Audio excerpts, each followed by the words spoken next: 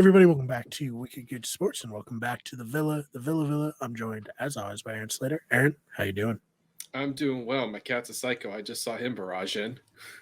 There's one thing like that is a consistent thing is like you, Ryan, Rat have cats, so they're Yeah. like our mascot, like channel mascots are our feline correspondents. Yeah.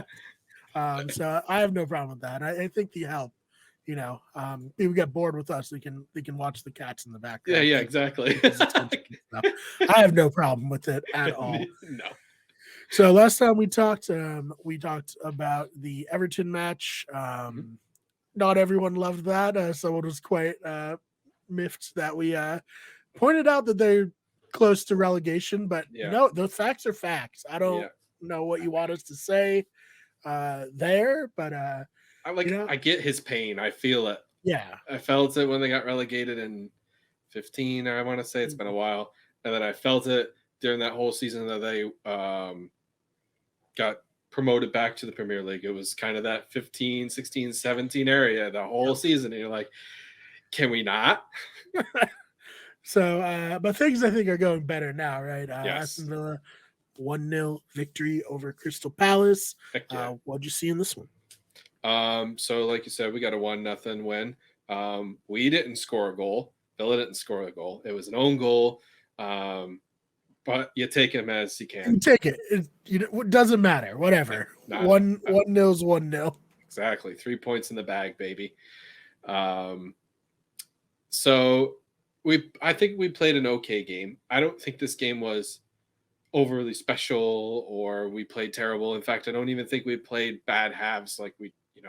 I don't think it was a game of halves in this particular. I just think that overall we played an okay game.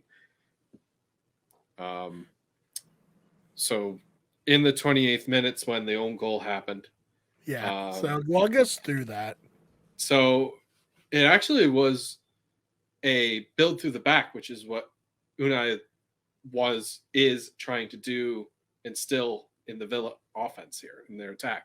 So it was worked from the back line and then cut through the middle to Kamara, and then Kamara sees Mr. Meatball himself, John McGinn, and who's playing more advanced, actually. We're short on midfield. We should have done a little bit better about that, I guess, in the transfer window, but whatever. So McGinn was able to shield off whoever the defender was on him and find a streaking Matty Cash. And I'm so glad Unai has finally put in Matty Cash and benched Young. I have been the biggest, most critical fan against Ashley Young. Like he's a good player. He's a good sub. He's got good mentality. But man, he just doesn't have the legs, and he just doesn't. Some of he turns off too much for me. Switches off too much. But Matty Cash running down, and John was able to put a ball ahead of him, nice into his path, and he was looking for Ollie. Cash was looking for Ollie. Ollie went on the other side of the defender. Defender slides and knocks it into goal for us. So, it was a nice little preview of what is to come from the Unai offense. Right. And yeah, like you said, it's not the prettiest way to get a victory, but that's fine. Yeah, no, I'm not going to complain here. We had another opportunity where I like the fact that John's starting to play more advanced, or they're starting to put him more in an advanced role. He does an exceptional job shielding off defenders, and this was the case in this particular one again. He was able to shield off another defender and find Buendia in the middle, who advanced a little bit into the third and used outside left foot, I want to say, to find either outside of whatever foot. I can't remember if it's left or right now. But Ollie made the perfect run through the middle, settled it so nicely, and he just did not even scuff it, just missed it. Hit the outside of the left side of the post. And it was one of those missed goals where you thought, and you could see the reaction across the team. Buendia was ready to celebrate. And then he goes down to the ground like, oh my God, what just happened? How could you miss that kind of?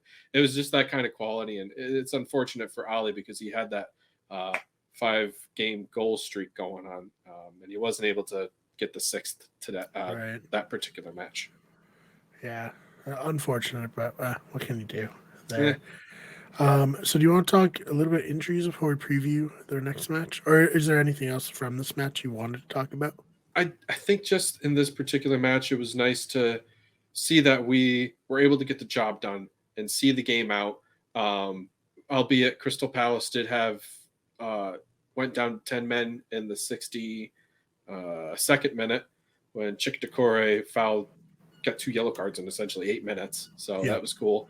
I don't ever think Crystal Palace was going to have the muscle or goal power to grab another goal. They almost did in the first 5 minutes with Zaha, and he was called offside by like a toenail. But VAR helped us out in this particular match, and it's kind of tough break for Crystal Palace, who haven't won at all this year. I almost said season. They would have been definitely in the bottom half at that point. Yeah, right. But this is the kind of match where I would have thought if Unai wasn't coaching and it was Steven Gerrard or Dean Smith, that we would have lost this game based off of how they managed the players. And it feels more confident that we're able to win a 1-0 match and not have to be dominant. And we're winning these mid-table teams like we should be. Yeah, no, definitely. So, looking forward, any big injury news coming out of this one? Yeah, the second yellow that Czech picked up happened to also, just kidding, it was his first one, take out Boubacar Kamara. He had to be helped off the field all the way to the tunnel too. It was one of those like, oh man, let it not be ligaments. And it wasn't ligaments, which was the good thing. It didn't hurt his Achilles or anything like that. It was an ankle injury, and he is going to be out a month. Ish, depending on training and how that works. So it could be a month and a half. Right. And he just seemed to be getting into his stride too. It always happens like that. It happened to seems to, yeah. Wesley Morales, I think a striker that we had come in from Club Brugge, and he was just getting into his stride. And then I think it was Ben Mee. This was like, I'm recalling stuff 5 years ago. And took out his knees. Didn't give him a yellow, didn't give him a foul. It was in the box too. No pen, nothing. Damn. It's difficult. Yeah, no, definitely. At least there was a penalty in this one. Yeah. Well. Oh man. Yes, all right. Penalty. So I took penalty as in like a penalty shot, not an actual penalty. Yeah, like, there's a penalty. There's a red card. This what it is, right? Yeah, foul. Foul. Okay, foul is a better word for it. Oh man. All right. So we got West Ham up next. They're 16th, 23 points.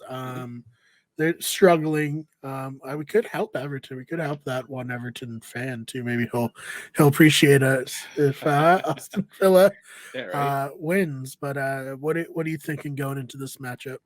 I don't like this matchup at all. West Ham have been teeter-tottery.